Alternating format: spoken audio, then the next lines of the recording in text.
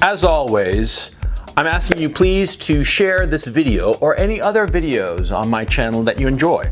YouTube is totally throttling my ass, it just wants to drown my channel. And so YouTube is not showing my channel or my content to prospective new viewers.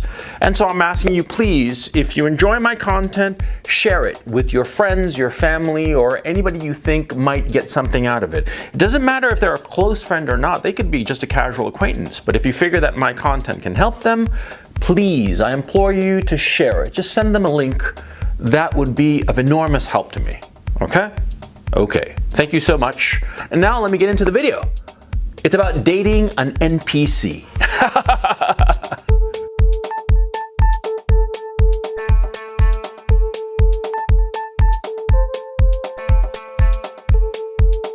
The NPC meme started last year, I think, and it freaked the fuck out of some people. It freaked the fuck out of people who actually are NPCs. Yeah, for those 3 people who don't know what the NPC meme is, it's basically the notion that there are some people out in the world who are just basically automata. They just follow a just rigid set of instructions, an algorithm. They're basically robots, yeah? That was the notion of the NPC meme, yeah? And it was very funny because there were a certain group of people, principally leftists, who freaked the fuck out of over this thing, right? They freaked out so completely that, of course, it was quite obvious why they were freaking out, because they realized that it was about them. It was about them and them espousing ideas without any thought. It's the notion that there are people who are just robots, who are just wandering around the world and don't have any kind of original thought in their empty little heads. And they're just repeating the instructions that they've been told to repeat by somebody else. I mean, who are we kidding? Most people are NPCs, i.e. non-player characters. Most people are just automata. They are just wandering around the world, and they don't live, they merely exist. It's the majority of people, quite frankly. It's only the minority of people who are actually thinking about what's going on in the world. It's a minority of men and women who are consciously trying to figure things out. The vast majority of people are just existing. They're just living their day-to-day. They just kill one day after the next, after the next, and after the next, doing what they're told or what they think is expected of them without any kind of thought. I mean, it's perfectly fine to go through a stretch of time where you're just going through your routine, right? But NPCs are different in the sense that they just do not have any thought in their head, and they do not think about breaking out of the parameters that have been set in their heads by somebody else. It doesn't even occur to them. That's why they are NPCs. That's why they are robots. And quite frankly, we should feel pity for them, okay? It's funny to laugh at them when they try to break out of their programming, right? It is very amusing. But the fact of the matter is that we should look at them as objects of pity, yeah? The same way that we would look at, say, somebody who's colorblind with pity. Because, somebody who's colorblind will not see the beauty and vibrancy of the world around them, yeah? And that's a sad thing. Well, the same with an NPC. They will never see the vibrancy and the beauty of life and the opportunities that life has to offer. Because they will always be set in their strict parameters, in their strict programming, yeah? And that's so sad, but that's the way of life. Anyway, this video isn't a dirge for the NPC. No, this video is about what happens when you date an NPC, which has happened to me. See, when you date an NPC, when you date a girl who is an NPC, well, of course, it's not going to be obvious at first, right? I mean, they don't walk around with a sign, saying, oh, I'm an NPC. No, of course not, She could be pretty, she could be ugly, she could be skinny, she could be fat, right? The NPC girl that you date, it's not going to be obvious. There's no telltale sign on the exterior, right? But you will discover she's an NPC when you start to date her and she starts ticking off boxes insofar as your relationship. Let me explain. See, an NPC girl, she looks at a relationship and has like a mental model of what a relationship should be. And she ticks them off. And she has a certain mental model of what she sees for herself. And it's usually material. She looks at things from a very material perspective, i.e. a good relationship is when the boyfriend that she has earns a certain amount of money or has a certain job. But it has to be the right job. It has to be like, say, I don't know, like a lawyer or a doctor or whatever. Whatever the girl has been programmed to believe is a boyfriend with a good job, that's the job that you have to have. If you have a job that is outside of those parameters, you know, the robot starts like freaking out here. Yeah, it happened to me when I was living in New York, right? I was living in New York and I was a writer and I was making very good money. And I was dating this girl who shall remain nameless. Actually, it's the same girl that I ghosted on. You know that video, you know, that you can find it right here about ghosting on girls? Yeah. Well, that girl that I ghosted on, I was such a bastard, but she was kind of an NPC. Anyway, she worked in finance. And she was doing very well, but I was earning substantially more as a writer, and it freaked her out. I mean, it was something that she kept returning to and grinding upon. The fact that I made so much money as a writer, and in fact, I made more money than a lot of her peers in finance, a lot of the peers that she looked up to, a lot of the people that she was trying to become like, I made more than them, and it freaked her out. And she knew that I made more than them. I mean, she didn't ask me like blatantly how much money I earned, but because of the place I had a big loft in downtown Manhattan and the whole thing. And, you know, I threw parties and had a good time, right? And so she knew just basically by the money I was showing off, by way of the material things in my life, the material possessions I had, she realized that I did have a lot of money and that this was outside of her programming. It freaked her out. Not that I had money, but rather the source of it, the fact that it was writing and not finance, not trading or investment banking or some shit like that, right? It freaked her out. I mean, I could see her the little gears in her head spinning like crazy, right?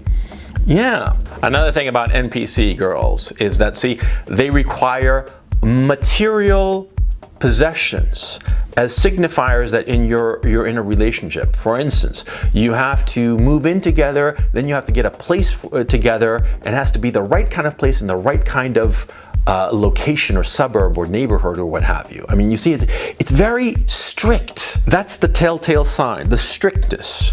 The strictness, the parameters are inflexible. She has certain preconceived notions of where you should be living, how your relationship should be evolving. And if they break those parameters, she starts to get very nervous and starts to freak out. And if it's completely outside of the parameters, well, she's going to dump you instantly. Yeah, because you're not a robot like her. Yeah, again, the same girl that I'm talking about, the one I ghosted on, because now that I think about it as I'm doing this video, I actually had like 3-4 girls that I was thinking about, but they all sort of like fell on this one girl that I was dating in New York. Yeah, because like, for instance, I remember very clearly, you know, and this is going to get grimy and grotty and personal, but, you know, I'm oversharing once again, but fuck it, you know. I mean, YouTube isn't showing my videos to that many people anymore. I mean, you're my diehard fans, right? So fuck it, I might as well just spill the beans. So anyway, I was dating this girl. I dated her like, I don't know, we'd been going out and sleeping together maybe like a couple of weeks, maybe a month maybe. And I said that, you know, I didn't want to fuck with a condom anymore, you know, because I found it, you know, just, I didn't really like it. I mean, what guy likes fucking with a condom, right? Okay. And so I was like, oh, I don't want to fuck with a condom anymore. And so then she said, and I swear to God, it was like fucking like something out of like fucking HAL 9000, right? I mean, it was like so robotic. She said, oh, then if we have sex without a condom, then we're exclusive. That's what it was. It was like, okay, if this, then that. It was fucking programming, you know, and I still remember that this was fucking 20 years ago. This was back in 99, for crying out loud, right? And I still remember this string of this command string, like out of fucking programming or some shit, right? You know, no condom, therefore exclusive relationship. And she was like, okay, so I'll be exclusive to you and you'll be exclusive to me. It was like, oh man, it was just so fucking wild, right? I mean, it was, quite frankly, it was kind of kinky, now that I think about it.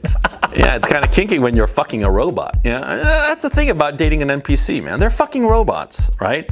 And see, there's something about that, because since they are robots, they become very, very predictable. You can anticipate what they want in the relationship long before they articulate it, because they have these set parameters, okay? And you have to think to yourself, if you're dating an NPC, you know, why is it that you're dating this NPC? What's the point of it? Because if you want something very predictable, very, you know, within certain structures, and that never deviates from that, okay? That's what you're going to get when you date an NPC. But see, here's an interesting point. See, a lot of guys watching this video will say, well, you know, I don't want to date an NPC. But that's actually not smart, because sometimes it's worthwhile to date an NPC. It's smart to date a robot. Yeah, let me explain. Okay, so you're dating this robot, this NPC, right? Who's very structured and very, you know, this, therefore that, you know, that kind of thing. You know, and she's got all these rules and structures and what have you.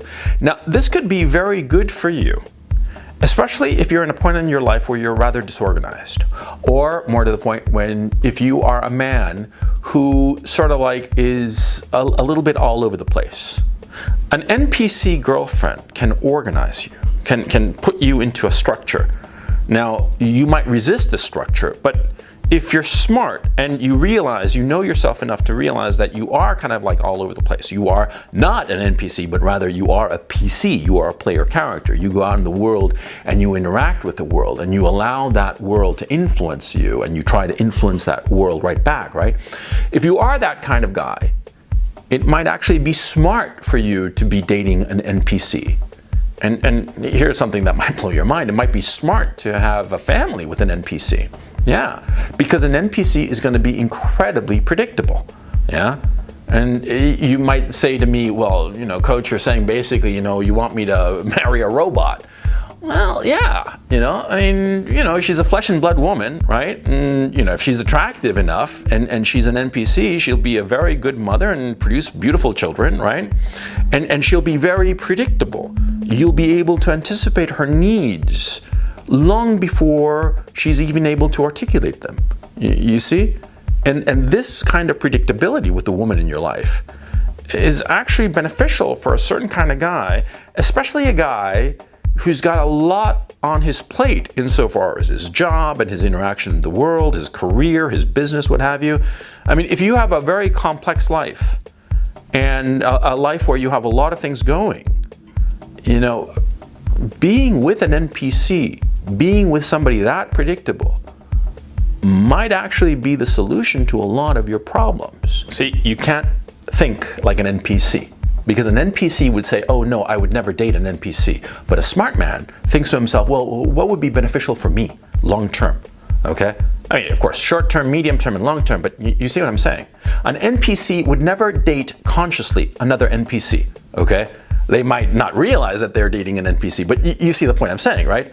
A true player character, a guy who really is going out into the world and absorbing everything that the world has to offer and developing and growing because of it, and is flexible, right? He can look at this problem of whom to date and realize that dating an NPC prima facie is not necessarily a bad thing, okay? Because remember, when you're dating somebody, you are dating somebody as much for who they are as well as how they affect you. A girl might be an NPC, but she might be a positive influence on your life. Simple as that, you know? A girl might be an NPC and might be very boring and very predictable and this, that, the other, but precisely because she is an NPC, she will be able to give you a stability and comfort that you might really appreciate, that might be really important to you. I mean, remember, I always tell you guys that there are 3 things that you're getting out of any woman. You're getting, in order of importance, you're getting children, you know, domestic comfort and companionship, and sex, right? Now, if you find yourself with a hot NPC, like I was back in '99, this woman that I dated, right? The one that I ghosted on, the one who, like, you know, all that, well, you know, what I've been talking about, right? Well, she was extremely attractive. I mean, just gorgeous, right? She was, you know, my type. You know, she's blonde, you know, 5'8", 5'9", something like that. Thin, but nice body, you know. Just, yeah, just a great lay, you know, everything going for her, right? And she was all about giving me domestic comfort and companionship, you know. She saw it as her duty as the girlfriend, yeah? She had assigned to herself the role within the parameters of her programming. She had decided, okay, I am dating this guy. We are exclusive because we're not wearing condoms anymore, you know, and I go with him to his parties. He comes with me to my parties. We are boyfriend and girlfriend. We connect, you know, it was like that.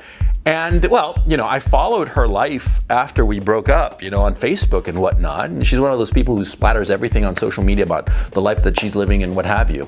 She's got 3 beautiful children, you know, and she's the perfect wife and mother, you know, and she's got a little business as a hobby kind of thing, but it doesn't distract from her number 1 objectives, which are her children and providing happiness to her husband. I mean, yeah, what's wrong with that? What's wrong with potentially being with a robot? I mean, wouldn't you want to be with a robot like that? I mean, quite frankly, I don't see anything wrong with it. You see, it's all good and fine to laugh at the fucking lefties who are NPCs. It's all good and fine to laugh at people who are NPCs and don't realize it. I mean, we're not laughing at them because they are NPCs. We're laughing at them because they think that they are autonomous, that they do have agency, when in point of fact they do not.